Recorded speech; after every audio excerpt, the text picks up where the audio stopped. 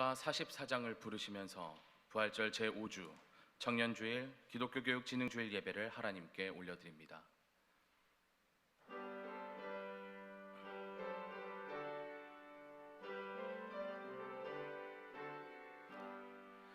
지난 일의 동안에 예수 인도했으니 주의 전에 모여서 감사 찬송합니다.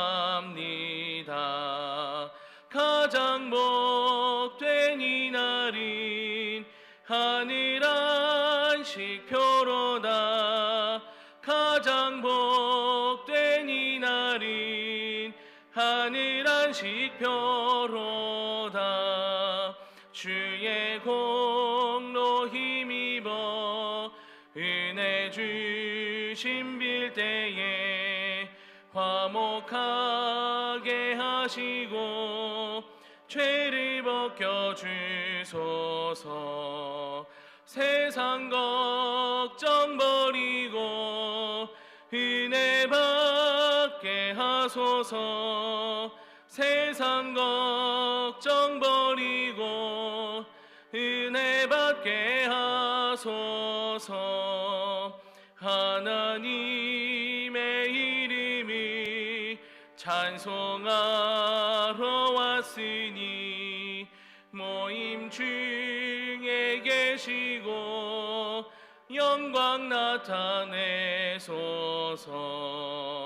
기쁜 하늘 잔치에 참여하게 하소서. 기쁜 하늘 잔치에 참여하게 하소서.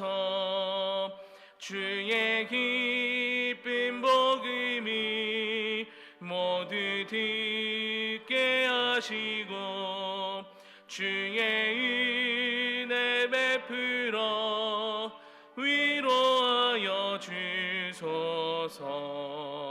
주님 오실 때까지 이날 지키리로다.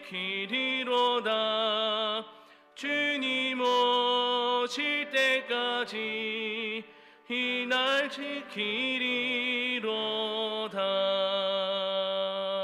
아멘.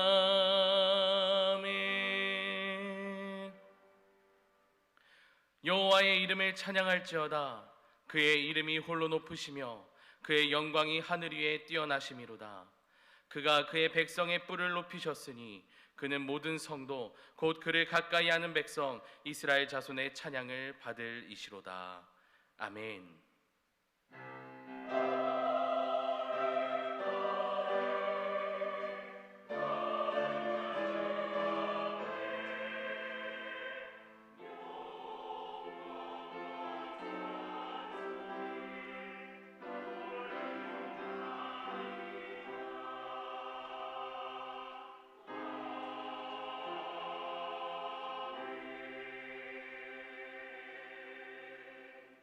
자리에 앉으시겠습니다.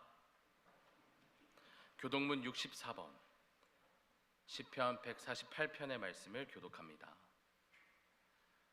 교독문 64번 시편 148편의 말씀을 교독하시겠습니다. 할렐루야. 하늘에서 여호와를 찬양하며 높은 데서 그를 찬양할지어다.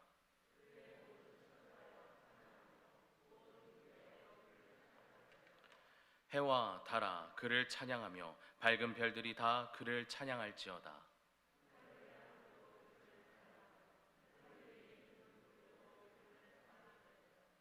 그것이 여호와의 이름을 찬양함은 그가 명령하심으로 지음을 받았음이로다.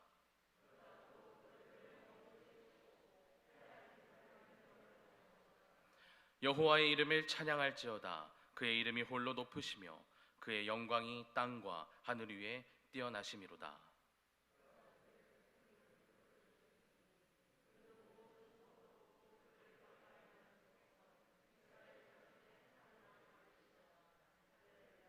아멘.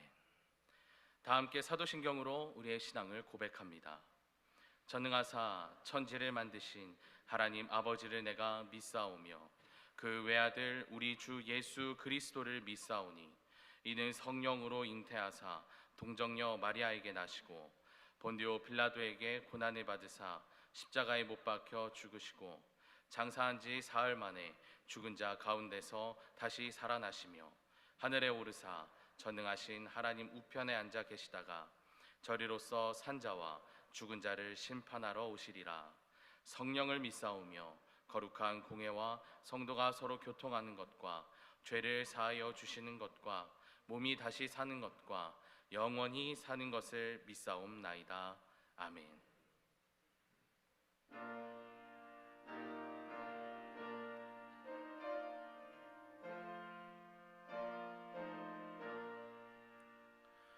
이 천지간 만물들아 복 주시는 주 여호와 천능 성부 성자 성령 찬송하고 찬송하세. 아멘.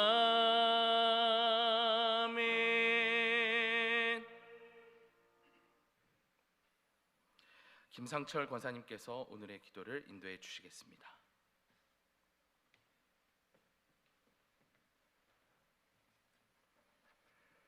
참 좋으신 하나님, 실로고 계절 5월을 맞아 주님이 지으신 아름다운 꽃들과 푸르름이 나날로 더하는 나무들을 누릴 수 있도록 축복 주심을 감사드립니다. 이 시간 새로운 은혜로 저희들을 만나 주실 하나님께 감사로 찬양과 영광을 올려 예배합니다. 주님, 회개하기를 원합니다. 지난 신사참배의 과오를 망각했던 과거 같이 우상 숭배를 자행하는 현재의 참담함을 회개하게 하옵시고 용서하여 주시옵소서.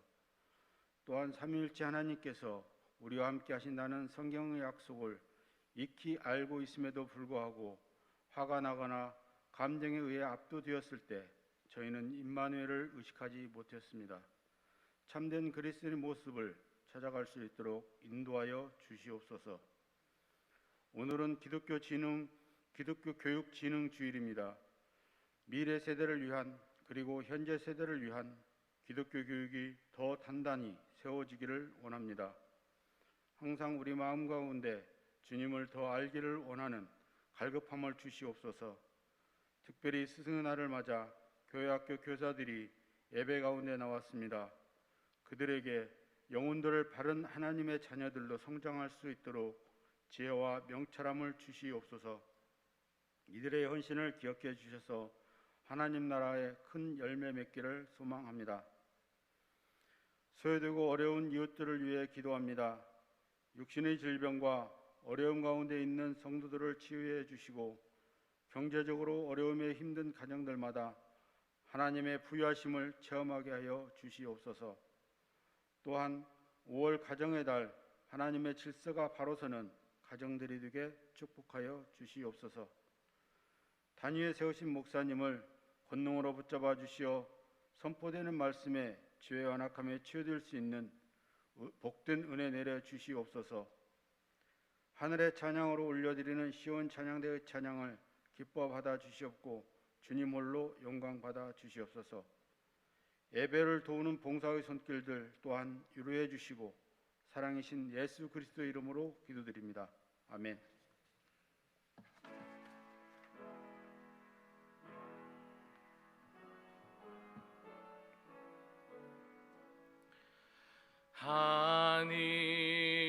하늘에 계신 아버지 이름 거룩하사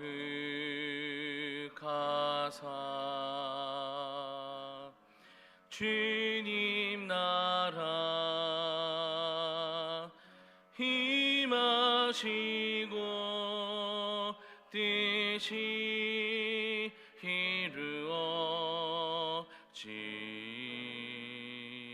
이루어지다. 일용할 양식 주시옵소서. 주시고 우리들의 큰 죄 다 용서하옵시고 또 시험에 들게 마시고 악에서 구원하소서. 대개 주의 나라 주의 권세 주의 영광 영원히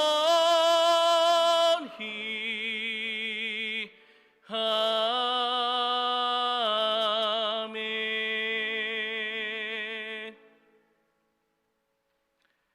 오늘 우리에게 주신 하나님의 말씀은 마태복음 13장 31절에서 32절까지의 말씀입니다. 신약 성경 22쪽 쯤에 있습니다. 하나님의 말씀 마태복음 13장 31절에서 32절까지의 말씀입니다. 신약 성경 22쪽 쯤에 있습니다. 이 시간 하나님의 말씀이 선포될 때 자리에서 일어나시겠습니다. 김지영 권사님께서 하나님의 말씀을 봉독합니다.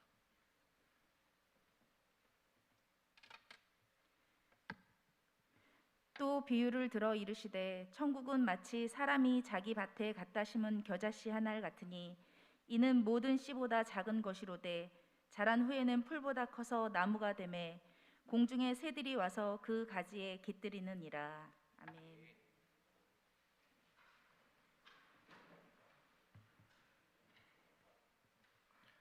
시온 찬양대의 찬양이 있겠습니다.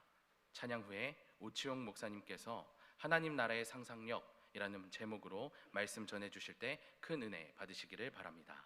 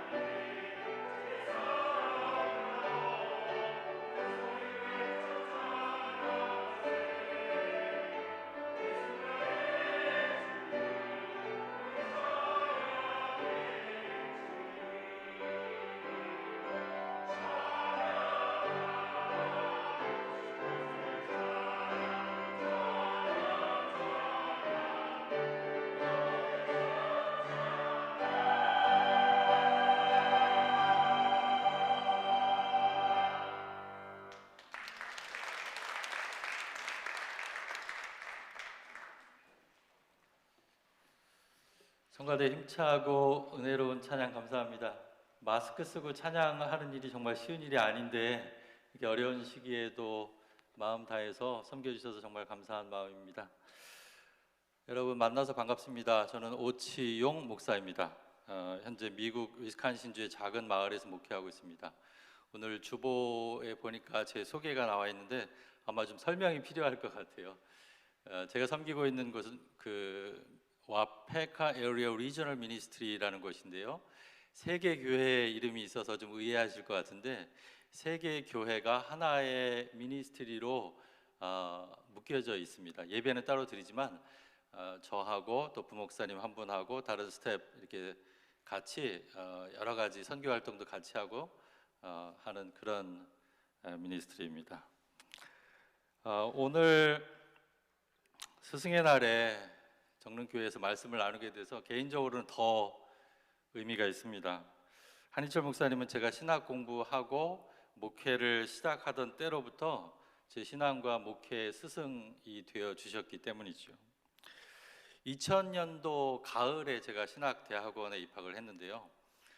그해 여름에 자전거로 3주간 전국 곳곳을 여행한 적이 있었습니다. 그때 책 2권을 가져갔는데 그 중에 한 권이 목사님의 책 흙과 농부와 목자가 만나면이라는 책이었습니다. 여행 중에 쉬는 틈틈이 읽었던 그 책이 제 마음에 잔잔한 감동을 주었던 기억이 있습니다. 그리고 여행에서 돌아와서 신학대학원에 입학을 했는데 보니까 목사님의 강의가 개설이 되어 있었습니다. 그래서 주저없이 그 강의를 선택해서 들었죠. 근데 나중에 들어보니까 그때가 처음이자 마지막으로 제가 다니던 학교에 목사님의 강의가 있었던 학기였다고 합니다. 강의를 들으면서 울어본 적은 아마 그때가 처음이었던 것 같아요. 단강에서의 목회를 바탕으로 풀어내시는 이야기들은 제가 이제껏 경험해 왔던 신앙과 교회와 목회와는 정말 다른 결들을 보여주고 계셨습니다. 가슴 시리도록 아프고 먹먹하고 아름다운 이야기들이었습니다. 그때 이런 설교를 매주 들을 수 있는 분들이라면 얼마나 복될까 그런 생각을 한 적이 있었습니다. 목사님께서 보여주시는 목회와 목회자의 이미지는 저에게 목회에 대한 새로운 가능성들을 꿈꿀 수 있게 해 주셨습니다. 저런 것이 목회라면, 저런 모습의 목회자라면 나도 목회를 꿈꿀 수 있지 않을까 생각하게 된 거죠. 그렇게 시작한 목회가 20년을 훌쩍 넘었습니다. 목사님과의 인연도 그만큼의 세월이 쌓이게 된 거죠. 그 시간 동안 저에게 목사님은 길과 같은 분이셨습니다. 길 없는 곳에 길을 내는 것은 힘든 일이잖아요. 그런데 누군가 먼저 내놓은 길을 따라가는 것은 훨씬 수월한 일입니다. 그렇게 목사님은 저에게 길이 없던 곳에 길을 내신 분이셨습니다. 그렇다고 해서 목사님께서 저를 의도적으로 가르치려고 하신 적은 없었던 것 같아요. 그저 제가 목사님의 모습을 보고 배우게 됐던 것이죠. 어느 날 목사님 수업 듣기 위해서 신학관에 들어가려고 하는데 저기 멀리서 목사님의 뒷모습이 보였습니다. 그 자리에 선 채로 신학관 아래의 풍경을 한참이나 바라보고 계셨습니다. 저도 가서 말을 거는 대신에 그 뒷모습을 한참 동안이나 바라보았습니다. 무엇을 보고 계셨던 건지는 모르겠어요. 어떤 생각을 하셨는지도 모르겠고요. 근데 그 꽤 긴 시간 동안 한 곳을 한참을 응시하던 모습이 제 인상에 남았습니다. 꽤 오랜 시간 한 곳에 마음을 고정시켜 바라보는 그 시선으로부터 목사님의 그 깊은 글과 말들이 길어 올려진다는 것을 그때 배울 수가 있었죠. 언젠가 목회하시던 교회를 가족들과 함께 방문한 적이 있었습니다. 그때 제 딸이 초등학교에 들어가기 전이었는데요. 대화를 나누는 동안 제 딸은 목사님이 내어주신 펜과 종이로 그림을 그리고 있었습니다. 제가 보기에는 낙서에 가까운 그림이었는데 나중에 다 그리고 나니까 목사님께서 그 그림을 자신이 가져도 되겠느냐고 하셨습니다. 1년 후에 다시 방문을 했을 때 목사님은 서재에서 그 그림을 꺼내서 딸 아이에게 보여주셨습니다. 이거 너가 그린 그림인데 기억나느냐고 하시면서요. 작은 것 하나 소홀히 다루지 않는 모습에서 어떻게 사람을 대해야 하는지를 배울 수가 있었습니다. 제가 지금까지 목사로서 큰 어려움 없이 살아올 수 있었다면 그것은 좋은 스승을 만나서 길 안내를 잘 받아왔기 때문일 것입니다. 저는 지금은 미국인 교회에서 목회하고 있습니다. 작년 7월에 파송을 받았으니까 이제 1년 정도의 시간이 흘렀습니다. 아직도 제 어머니는 같이 일하는 분들이 한국 사람들이 아니냐고, 또 교인들이 한국 사람들이 아니냐고 물어보시면서 놀라십니다. 함께 일하는 스태프들도 교인들도 모두 미국 분들이십니다. 제가 사는 동네에는 한국 사람이 한 사람도 살지 않는 곳입니다. 어떻게 한국 사람이 미국인 교회를 목회할 수 있느냐 궁금해 하시겠지만, 현재 미국에는 미국인 교회를 목회하는 한국 목사님들이 많이 계십니다. 미국 교회의 목회자가 부족한 탓도 있지만 다른 인종에 대한 열린 마음이 저와 같이 다른 인종의 사람들을 자신들의 목회자로 받아들일 수 있게 했던 것이죠. 저도 처음에는 다른 인종, 언어, 문화 속에서 과연 목회가 가능할까 염려하기도 했습니다. 제가 부임했을 때는 교회가 온라인 1년 넘도록 온라인으로 예배를 드리다가 다시 대면 예배를 드리기 시작할 때였습니다. 처음에는 병원에 계신 분들이나 집안에 고립돼서 나오지 못하시는 분들을 주로 신방했습니다. 그 다음에는 팬데믹이 시작된 이후로 교회를 전혀 나오지 않는 분들을 신방을 했습니다. 그렇게 몇 달 동안 100여 군데를 신방을 했죠. 신방하면서 교우들이 살아온 다양한 이야기들을 들을 수가 있었습니다. 노인 세대 분들은 거의 다 20대 초반에 결혼을 했다는 사실도 알게 됐고요. 또 이것저것으로 이사하기보다는 한 곳에 정착해서 50년, 60년을 이분들은 살아가신다는 것도 알게 됐습니다. 그만큼의 세월 동안, 또 이분들이 교회를 잘 옮기시질 않거든요. 그래서 그만큼의 세월 동안 한 교회를 묵묵하게 섬겨 오셨다는 사실도 알게 됐습니다. 자녀들을 여전히 베이비 하고 이렇게 부르시는데 그 베이비들 중에는 이미 은퇴한 베이비들도 있다는 것도 알게 됐습니다. 신방을 가면 보통 이야기를 나누고 좋아하는 찬송가를 불러드리고 기도를 해드리고 나옵니다. 전혀 의사소통을 할 수 없는 분이 계셨어요. 침대에 누워서 그저 숨만 쉬고 계시는 분이셨는데 난감한 마음으로 한동안 계속 그 자리에 서 있다가 찬송을 불러드렸습니다. 그랬더니 그분 숨이 갑자기 가빠지기 시작하시는 거예요. 제 찬송에 반응을 한 것이라고 느꼈습니다. 말은 못해도 듣고 있을 거라고 믿으면서 힘껏 찬송을 부르고 기도를 해 주었습니다. 나중에 교인들한테 들으니까 그분이 은퇴 전에 음악 선생님이었다는 겁니다. 교회에서도 성가 대원으로 봉사하는 등 아주 음악 쪽에서 활발하게 활동을 하셨던 분이라고 합니다. 말로는 소통할 수 없었지만 찬송을 통해서 함께 교감을 나눈 순간이었다고 저는 믿었습니다. 한 번은 105세 되는 분을 방문한 적이 있었습니다. 처음에 방문했을 때는 의사소통이 가능했습니다. 여전히 생기가 있으셨고 또 새로 목사가 왔다고 저를 힘껏 격려를 해주셨습니다. 몇 달 뒤에 다시 방문을 했을 때는 의사소통이 어려웠습니다. 말씀은 그래도 잘 하셨는데 제가 하는 말을 전혀 알아듣지를 못하시는 거예요. 손짓 발짓을 다 동원해가지고 간신히 의사소통을 했습니다. 노래도 불러드렸는데 잘 들으셨는지는 모르겠어요. 손짓으로 찬송가 페이지를 가리켰으니까 무슨 찬송이었는지는 아셨을 겁니다. 두 손을 모으고 기도해드리겠다는 사인을 보냈습니다. 그분도 고개를 끄덕였고요. 아주 가끔 마음을 다해서 기도를 해드리고 싶을 때 양해를 구하고 한국말로 기도를 드리는 적이 있었습니다. 그때도 굳이 영어로 기도할 필요가 없는 순간이다 라고 느꼈습니다. 그래서 한국말로 마음을 담아서 기도를 해드렸습니다. 그분이 굉장히 고맙다고 여러 번 저에게 표시를 하셨습니다. 그 후에 일주일 후에 그분이 돌아가셨다는 이야기를 들었습니다. 다 알아듣지는 못했지만 마음의 교감을 나눈 그 순간은 저에게 소중한 기억으로 남아 있습니다.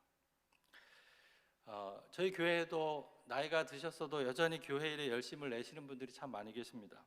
그런 분들을 보면 존경심이 절로 일어납니다.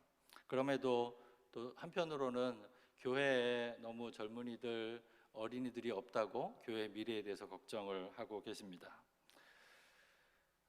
전반적으로 미국의 교회들은 쇠퇴하고 있는 것이 사실입니다. 코로나 팬데믹은 교회가 겪고 있는 그런 고민들을 더 깊어지게 했죠. 한국의 교회들이라고 사정은 다르지 않죠. 코로나 상황 속에서도 신실하게 교회를 지켜오고 계시는 분들이 있을 줄로 압니다. 그분들 덕분에 교회는 오늘도 교회의 역할을 잘 감당하고 있는 것이라고 생각합니다. 하지만 한쪽에서는 교회를 근심의 대상으로 만드는 사람들이 또 있어 왔죠. 코로나 기간 동안 교회의 사회적 신뢰도는 더 떨어졌습니다. 교회가 세상을 걱정하는 것이 아니라 세상이 교회를 걱정하는 시대가 되었습니다. 이런 현실 속에서 우리는 어떻게 하나님께서 우리에게 주신 소명을 계속해서 붙들 수 있을까요? 도무지 희망이라고는 없어 보이는 현실 속에서 어떻게 여전히 희망을 꿈꿀 수 있을까요? 어떻게 이 현실을 넘어서 우리 믿음의 능력이 나타나게 할 수 있을까? 예수님은 하나님 나라에 대해서 설명하실 때 비유를 드십니다. 하나님 나라가 인간의 논리로는 잘 이해가 되지 않기 때문에 그런 것이죠. 오늘 비유도 그 중에 하나입니다. 예수님은 하나님 나라를 겨자씨에 비유하십니다. 어떤 사람이 겨자씨를 가져다가 자기 밭에 심었습니다. 겨자씨는 가장 작은 씨앗을 의미합니다. 그런데 그 씨가 자라면 어떤 풀보다 커져서 나무가 되죠. 공중의 새들이 와서 깃들일 수 있는 커다란 나무가 됩니다. 겨자는 풀입니다. 그런데 나무처럼 크게 자라난다는 겁니다. 비유 특유의 과장법이죠. 그저 작은 씨 하나를 심었을 뿐입니다. 작아서 자세히 보지 않으면 아무것도 없는 것 같습니다. 자라나는 과정도 보면 아무 일도 일어나지 않는 것 같아 보입니다. 그런데 어느 순간에 모든 생명을 품어안는 커다란 나무가 우리 눈앞에 펼쳐집니다. 하나님 나라가 그와 같다는 것입니다. 제가 지금 교회 전에 목회했던 교회는 유학생들 중심의 캠퍼스 교회였습니다. 매해 새로운 학생들이 교회를 찾아오고 매해 많은 학생들이 졸업해서 교회를 떠나갑니다. 그 교회를 생각할 때마다 겨자씨가 커다란 나무가 되는 하나님 나라의 비유를 보는 듯 했습니다. 그 교회는 본의 아니게 모였다가 흩어지는 교회 본래의 모습을 지니게 되었습니다. 우리는 그저 작은 씨앗을 심었을 뿐입니다. 수십 년간 그렇게 꾸준히 믿음을 나누고 흩어졌다면 어딘가에서 그 열매들이 맺히고 있을 것입니다. 이번에 한국에 들어와서 그중에 몇몇 친구들을 만나고 있습니다. 이제는 직장에 다닌다고 저에게 밥을 사주는 친구들도 있습니다. 결혼한다고 주례를 요청한 친구들도 있습니다. 학생이었던 친구들이 이제는 어엿한 사회인이 되어서 각자의 삶의 자리에서 자기 역할을 감당해 나가는 모습을 보면 감회가 새롭습니다. 하지만 저 역시 그 교회가 맺은 열매의 전부를 다 볼 수는 없죠. 누구도 그 열매가 어디서 얼마만큼 맺혔는지는 알 수 없습니다. 하나님만이 아실 뿐인 거죠. 그 열매를 보지 못하니까 때로 힘이 드는 거죠. 수고한 만큼 결실을 볼 수 있어야 하는데 생명을 꽃 피우는 일이 그렇지 못할 때가 더 많습니다. 내가 수고를 해도 다른 누군가가 결실을 맛볼 때가 있고요. 또 내가 전혀 생각하지 못하게 뒤늦은 시기에 열매를 맺히기도 합니다. 열매가 맺히는 때를 예측하기 어렵고 또 그 열매를 보지 못하기 때문에 힘이 드는 겁니다. 다 보지 못하지만 어느새 커다란 나무로 자라나는 하나님 나라의 놀라운 변화를 기대하고 살아가기 위해서 필요한 게 뭘까요? Imagination, 상상력입니다. 아주 작은 씨가 공중의 새들이 와서 깃들이는 커다란 나무가 될 수 있다는 상상력이 있어야 합니다. 농부들이 씨앗을 심을 때 그게 자라서 나무가 되고 열매를 맺을 수 있다는 것을 상상할 때 씨앗을 심는 수고를 감당할 수 있는 거죠. 그것처럼 상상력이 있어야 하나님 나라를 기대할 수 있습니다. 상상력은 비현실적인 생각이나 근거 없는 허황된 꿈과는 다릅니다. 우리 마음 내키는 대로 하는 상상이 아닙니다. 하나님의 말씀에 근거한 상상력입니다. 상상력은 믿음과 유사합니다. 믿음은 바라는 것들의 실상이요 보이지 않는 것들의 증거라는 말씀이 그걸 말합니다. 보이지 않지만, 아직 오지 않았지만 상상하는 것입니다. 상상하기 시작할 때 보이기 시작하고 실제가 되는 것이죠. 성경은 온통 상상력의 세계입니다. 에스겔 예언자는 골짜기에 가득했던 마른 뼈들이 하나님의 생기와 만나서 거대한 군대로 다시 살아나는 상상을 합니다. 성소에서 흘러나온 강물이 닿는 곳이면 어디든 죽었던 물이 살아나고 나무들이 열매를 맺는 상상을 합니다. 이사야 예언자는 칼을 쳐서 보습을 만들고 창을 쳐서 낫을 만들어서 나라와 나라가 다시는 전쟁을 하지 않는 그런 세상을 상상합니다. 이리가 어린 양과 함께 살고 표범이 새끼 염소와 함께 눕고 젖먹는 아이가 독사의 구멍 곁에서 장난하면서 함께 어울리는 세상을 상상합니다. 예수님은 사역을 시작하실 때 자신의 사역을 통해서 가난한 사람들에게 기쁜 소식이 전해지고 포로된 사람들에게 해방이 선포되고 눈먼 사람들이 눈을 뜨게 되고 억눌린 사람들이 풀려나는 상상을 하십니다. 예수님은 사람 사이의 모든 경계와 구분이 사라지는 상상, 높아지는 게 아니라 낮아지는 삶에 대한 상상, 섬김을 받는 것이 아니라 섬기는 삶에 대한 상상을 하십니다. 예수님은 우리의 현실을 봤을 때 도저히 불가능해 보이는 상상을 하라고 우리를 초청하십니다.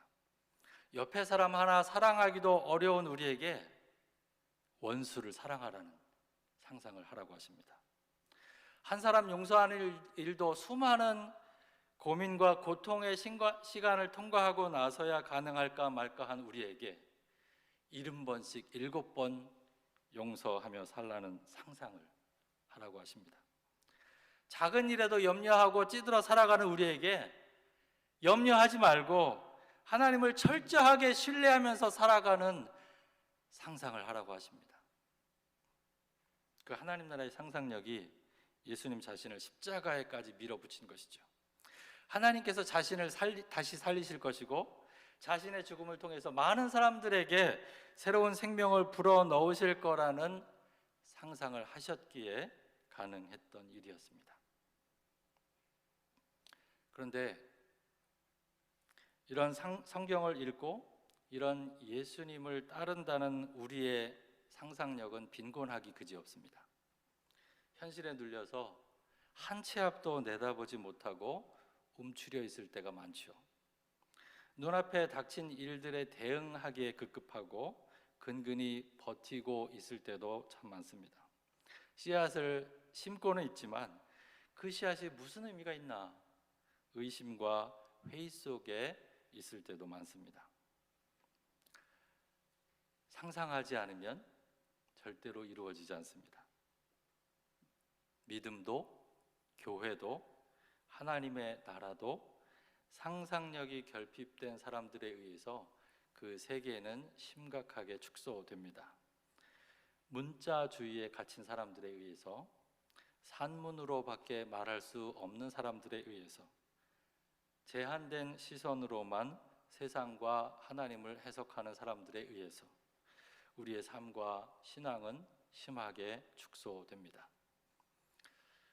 반대로 풍부한 상상력을 가진 사람들에 의해서 하나님의 나라는 그 실체를 드러냅니다. 믿음이 무엇인지, 교회의 존재 목적이 무엇인지도 선명하게 드러납니다. 그분의 말씀에 기대어 자유롭게 상상력을 발휘하는 사람들에 의해서 산문이 아닌 시인의 언어를 통해서 말을 걸 줄 아는 사람들에 의해서 눈에 보이고 손에 잡히는 세상 너머의 세상을 보고 꿈꿀 수 있는 사람들에 의해서 하나님의 다스림에 자신을 활짝 개방한 사람들에 의해서 하나님의 나라는 실제가 됩니다. 하나님 나라를 살기 위해서는 상상력이 필요합니다. 본문 속에 커다란 나무는 단순히 양적으로 커진다는 걸 의미하는 것이 아닙니다. 그건 오히려 그렇게 생각하는 것은 오히려 상상력의 결핍을 드러낼 뿐입니다. 부흥을 단순히 양적인 성장이라고 생각했던 사람들은 부흥을 위한 과정에서 오히려 복음을 훼손하거나 하나님의 이름을 부끄럽게 만들기도 했습니다. 공중의 새들이 와서 깃들인다는 말을 들었던 당시의 사람들은 예수님의 의도가 무엇인지 알았습니다. 당시 유대인들은 이방인들을 공중의 새들이라고 불렀습니다. 빗대서 그렇게 불렀던 것이죠. 그 하나님 나라에는 유대인들뿐만 아니라 이방인들도 들어오게 된다는 겁니다. 유대인들이 쳐놓았던 경계의 울타리가 허물어진다는 뜻입니다. 하나님의 은혜가 제한 없이 모든 사람들에게 베풀어진다는 의미입니다. 하나님께서 다스리시는 나라는 품지 못할 사람이 없을 만큼 커다란 세상이라는 의미입니다. 절대로 믿지 않을 것 같던 사람이 복음을 영접할 수 있다는 상상을 할 수는 없을까요? 문제 많던 교회가 건강한 교회로 성장할 수 있다는 상상을 할 수는 없을까요? 세상 사람들에게 근심의 대상이 되었던 교회가 세상의 유일한 희망이 될 수 있다는 상상을 할 수는 없을까요? 주님이 꿈꾸셨던 구별과 차별이 없는 세상, 어느 누구도 가난하고 소외되고 고통받는 사람이 없는 세상을 상상할 수는 없을까요? 남과 북이 화해와 평화의 길로 나가서 마침내 통일을 이룰 수 있다는 상상을 할 수는 없을까요? 태평양을 건너갔던 한국인들의 신앙이 미국 교회에 새로운 날을 가져올 수 있다는 상상을 할 수는 없을까요? 코로나 팬데믹으로 인해서 잔뜩 움츠러들었던 교회가 다시 하나님의 은총을 매개하는 은총의 숲을 이루는 상상을 할 수는 없을까요? 상상력이 하나님 나라의 시작입니다. 상상하지 않으면 아무 일도 일어나지 않습니다. 상상하기를 포기할 때 우리가 꾸는 꿈들은 좌초되고 맙니다. 상상하는 것 외에 어떻게 우리 한계 너머에 있는 하나님 나라에 관해서 이야기할 수 있을까요? 상상하지 않고 어떻게 우리 눈에 보이지 않는 하나님 나라의 첫 걸음을 뗄 수 있을까요? 상상력이 하나님 나라의 시작입니다. 그래도 상상은 상상일 뿐이라는 생각이 드시나요? 맞습니다. 어떻게 작은 씨가 커다란 나무가 되는 상상이 현실적으로 보이겠습니까? 우리로는 도저히 실현 불가능한 공상일 뿐입니다. 하지만 하나님의 나라는 우리가 이루는 것이 아니라는 사실을 기억한다면 이야기는 달라집니다. 하나님의 나라는 그분께서 이루십니다. 그분의 손에 달려 있습니다. 상상은 우리가 할 일이 아니라 하나님께서 이루실 일들에 관한 것입니다. 그분께서 하실 일을 상상력을 통해서 바라보고 그 일에 함께 참여하는 것, 그것이 믿음의 여정이지요. 제가 목회할 수 있다는 생각을 하지 못했을 때 한 목사님을 통해서 목회의 가능성을 상상할 수 있었듯이 인종과 언어와 문화가 다른 교회에서 목회할 수 있을까 고민하던 저에게 그런 상상을 가능하게 했던 저희 교회의 교인들처럼 우리 주위에는 하나님 나라의 상상력을 가능하게 하도록 돕는 그런 분들이 계십니다. 오늘 예배에 교사분들이 많이 참여하셨다고 들었습니다. 우리 자녀 교육이라는 것은 하나님 나라의 상상력을 키우는 일이라는 생각을 합니다. 우리의 다음 세대들이 그 하나님 나라에 대한 꿈을 마음껏 꾸고 상상하면서 자라나고 살아갈 수 있도록 돕는 그런 중요한 역할이 여러분들, 교사 여러분들에게 달려 있다고 저는 믿습니다. 하나님 나라의 상상력이 믿음입니다. 하나님께서 이루실 나라를 상상하기 시작할 때 비록 현실이 실망과 좌절로 덮여 있을 때라도 계속해서 작고 보잘것 없어 보이는 씨앗을 심고 물을 주는 일들을 계속해 나갈 수 있을 것입니다. 상상하기 시작할 때 그 상상이 현실이 되는 날을 보게 될 것입니다. 기도하시죠.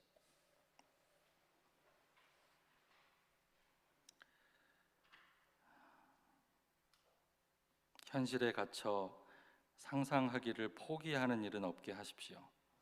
우리 시야와 경험의 한계치를 넘어서 다가오시는 하나님 나라를 상상하며 믿음의 여정을 걸어갈 수 있도록 저희 모두를 붙들어 주십시오. 예수님의 이름으로 기도드렸습니다. 아멘.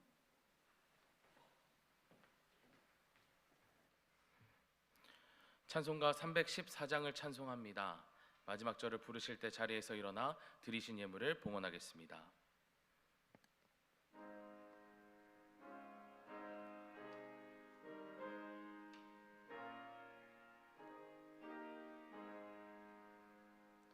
내 구주 예수를 더욱 사랑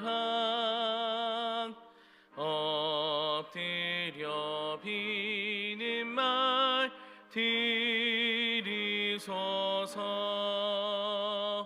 내 진정 소원이 내 구주 예수를 더욱 사랑 더욱 사랑. 이전에 세상 나 기뻤어도 지금 내 기쁨은 오직 예수. 다만 내 비는 말 내 구주 예수를 더욱 사랑 더욱 사랑. 이 세상 떠날 때 찬양하고 숨질 때 하는 말 이것일세. 다만 내 비는 말 내 구주 예수를 더욱 사랑 더욱 사랑.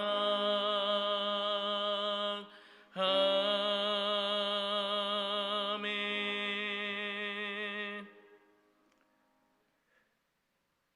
너무나 오랫동안 주님의 쟁기날이 닿지 않은 우리는 황무지입니다. 이 땅 일에 얽매여 너무나 오랫동안 하늘을 바라보지 못했던 우리들은 믿음의 맹인들입니다. 그런 우리들에게 하나님 나라를 상상하라고, 거기에 머물러 있지 말라고 말씀을 통하여 우리를 격려해 주시니 감사합니다. 우리 모두 하나님 나라를 꿈꾸게 하여 주시옵시고 내가 선 그 자리에서부터 하나님 나라를 시작할 수 있도록 용기 허락해 주시기를 바라고 원합니다. 오늘도 우리는 부족한 믿음이지만 주님 앞에 다시 나와 내 삶의 주인이 주님이심을 고백합니다. 주여, 다시 한번 우리를 긍휼히 여겨 주시옵소서. 우리에게는 없어야 할 것이 너무나도 많이 있습니다. 있어야 할 것이 너무나도 부족합니다. 주여, 기억하여 주시옵시고 우리의 힘으로 물리칠 수 없는 근심과 걱정, 잘못된 생각들을 제하여 주시기를 바라고 원합니다. 우리에게 필요하지만 우리의 힘으로 얻을 수 없는 것들을 하늘의 문을 여시고 허락해 주시옵소서. 베푸신 은혜 감사하여 우리의 마음이 담긴 예물을 주께 바칩니다. 받으시고 주님의 뜻과 주님의 나라를 위해 사용해 주옵소서. 우리의 삶을 복되게 하여 주셔서 하나님 나라 일에 기쁨으로 참여하는 넉넉한 삶이 되게 하시옵소서. 예물 속에 담긴 주님이 하시는 모든 기도의 제목을 받으시고 우리의 생각을 뛰어넘는 주님의 은혜를 베풀어 주옵소서. 감사드리며 예수 그리스도의 이름으로 기도를 드립니다. 아멘.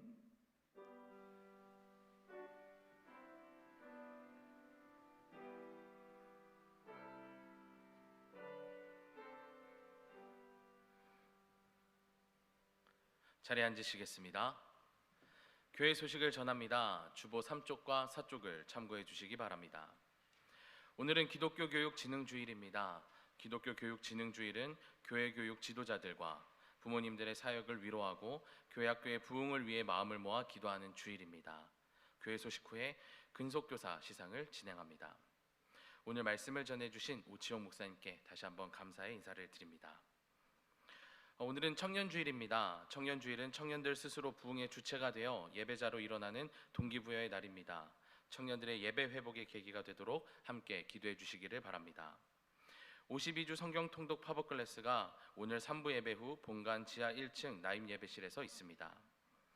중보기도 세미나가 지난 5월 10일 화요일부터 6월 28일 화요일까지 매주 화요일 오후 2시에 본관 지하 1층 나임 예배실에서 이어지게 됩니다. 2022 상반기 임원교육이 지난 5월 4일부터 시작되어 5월 25일까지 매주 수요일 이곳 하임 예배실에서 진행됩니다.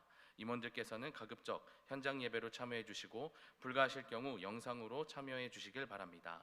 영상으로 참여하실 경우 소감문을 제출하셔야 됨을 알려드립니다. 총남성교회에서 주관하는 성막체험 세계 성막복음센터에 방문합니다. 6월 18일 토요일 오전 9시에 교회에서 출발합니다. 29일까지 1층 게시판을 통해 신청해 주시기 바랍니다. 교회 본관 입구에 무인 택배함을 설치하여 운영하고 있습니다. 자세한 내용은 주보를 참고해 주시기 바랍니다. 성북지방 존 웨슬리 회심기념 연암성회가 22일 주일 오후 4시에 월곡교회에서 장하길 목사님을 모시고 성도의 천국살이라는 주제로 진행합니다. 교육부 소식입니다. 5월, 6월 교육목회협의회가 다음 주 22일 주일 오후 12시에 청년부실에서 진행됩니다. 교회 학교 각 부서장 및 회계 담당 교사는 참석해 주시기 바랍니다. 모임 소식입니다. 속회공과 교육이 18일 수요 예배 후에 온라인으로 진행이 됩니다. 속장 및 선교회장 원래회의가 다음 주 22일 주일 오전 10시 20분에 이곳 하임 예배실에서 있습니다. 교우 소식입니다. 김영란 집사님께서 성지 요양병원에 입원하셨습니다. 고태경 장로님 퇴원하셨습니다. 송욕일 이경희 권사님의 자녀 송지석 군의 결혼 예식이 21일 토요일 오후 3시에 제2호스티엘 2층 티파니홀에서 있습니다. 교회에서 오후 2시에 출발합니다. 섬김 소식입니다. 최규현 권사님, 김주현 집사님 자녀 생일에 감사하여 화분을 봉헌합니다. 이것으로 교회 소식을 마칩니다. 이어서 기독교 교육진흥주일 근속교사 시상식을 진행하도록 하겠습니다. 유아유치부 권영진 권사님, 임정은 집사님 앞으로 나와주시기를 바랍니다.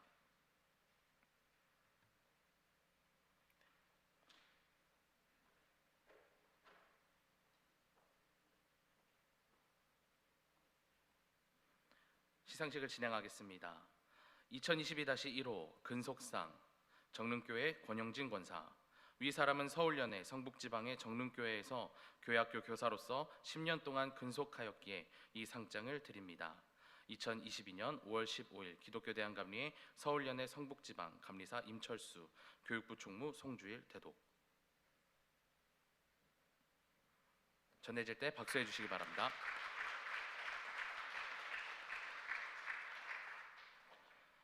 (2022-2호) 근속상 정릉교회 임정은 집사 전과 같습니다. 함께 박수해 주시기 바랍니다.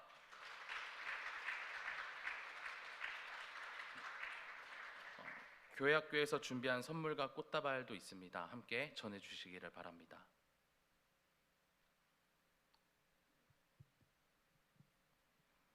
네, 선물과 꽃다발 전해질 때 함께 또 박수해 주시기 바랍니다.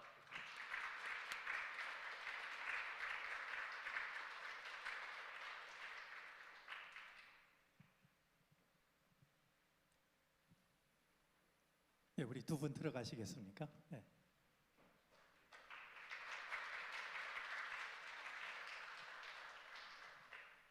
같은 자리를 10년 동안 지킨다라고 하는 건 결코 쉽지 않은 일입니다.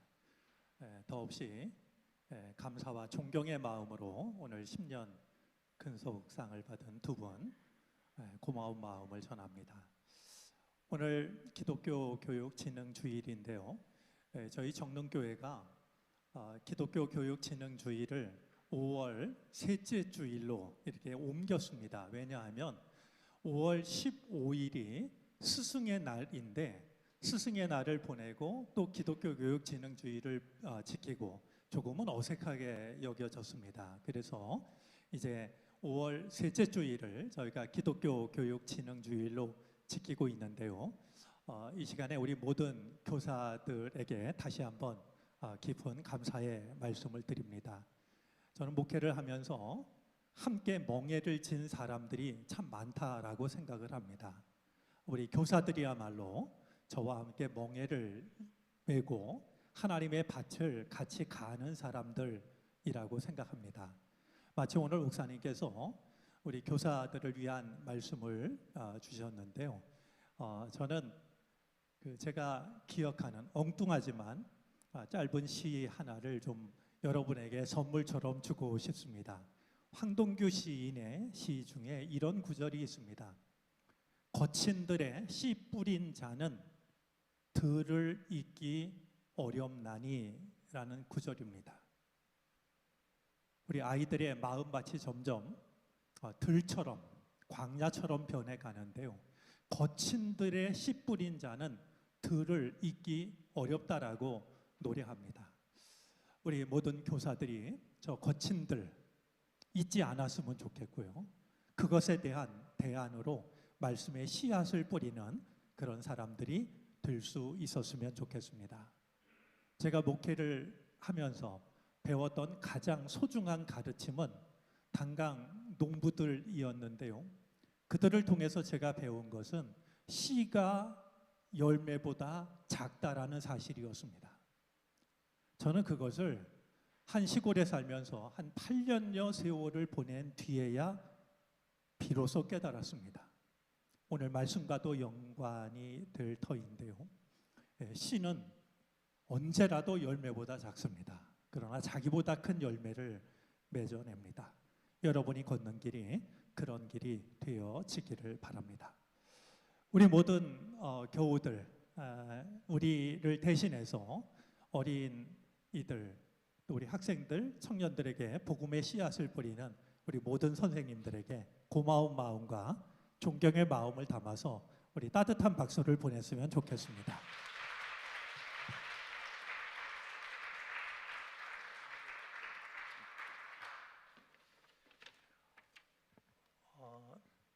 한두 가지 광고 말씀을 덧붙입니다. 오늘 오채용 목사님 저도 오랜만에 보는데요. 만나서 그 이야기를 하는데 우리말로 정말 오랜만에 설교한다고 그러더라고요. 만약에 영어로 설교를 했으면 우리가 훨씬 더 많은 상상력을 발휘할 수 있지 않았을까 생각은 되는데 참 귀한 말씀, 이렇게 설교가 참 좋은 거구나라고 하는 생각을 또 하게 됩니다. 그냥 가볍게 한국을 방문하는 것으로 알고 있었는데 말씀을 부탁하는 게 양복을 챙겨와야 되는, 그렇게 좀 불편을 끼치는 거 아닌가라는 생각도 없진 않았지만 그러기를 참 잘했다라는 생각이 듭니다. 미국에서 미국 사람들을 대상으로 목회를 한다라고 하는 것이 그렇게 결코 쉬운 일은 아닐 겁니다. 또 하나의 어려운 길을 걷고 계신데요. 그것도 미국인이 모이는 새 교회를 지금 담임하고 있습니다. 정말 우리 한국 사람으로서 또 목사님으로 좋은 목회의 길을 걸어갈 수 있도록 여러분들이 기억하시고 기도해 주시기를 바랍니다. 우리에게 멋진 상상력을 전해주신 목사님께 우리 다시 한번 고마운 마음을 담아서 따뜻한 박수 보내도록 하겠습니다.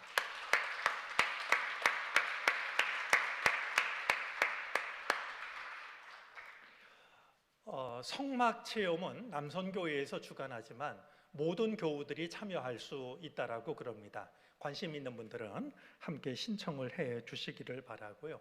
지난주에도 말씀을 드렸습니다만 무인 택배함은 우리 교인들만 이용하는 게 아니라 우리 지역 주민들이 누구라도 이용할 수 있습니다. 주변에 알려주시기를 바랍니다. 제가 따로 소개하지 않지만 오늘 멀리서 오신 손님들이 계십니다. 환영하고 마침 오늘 잘 오셨습니다. 이렇게 멋진 상상력을 전해 받을 수 있는 시간이어서 따로 소개하지 않습니다만 환영합니다. 우리 이 시간 성도의 교제를 나누겠습니다. 옆에 계신 분, 또 앞뒤에 계신 분, 또 가정에 계신 분은 가족끼리 서로 사랑의 인사를 나누겠습니다. 반갑습니다. 주님의 은혜가 함께 하시기를 바랍니다.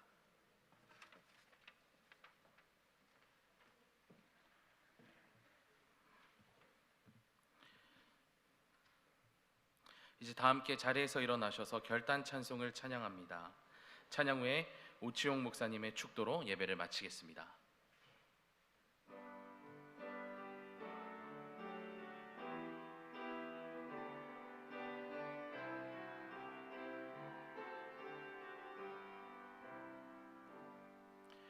주 나의 모습 보네, 상한 나의 맘 보시네. 주 나의 눈물 안에 홀로 흘던 맘 아시네. 주 사랑 내게 있네, 그 사랑이 날 채우네. 주 은혜 내게 있네, 그 은혜로 날 세우네. 세상 소망 다 사라져가도 주의 사랑은 끝이 없으니, 살아가는 힘 모든 순간이 주 은혜임을 나는 믿네. 세상 소망 다 사라져가도 주의 사랑은 끝이 없으니, 살아가는 이 모든 순간이 주 은혜임을 나는 믿네.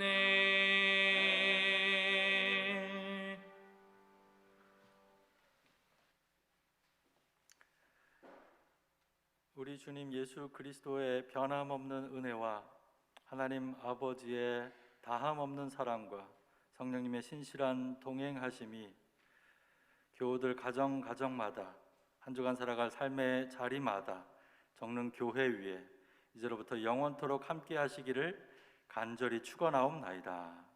아멘.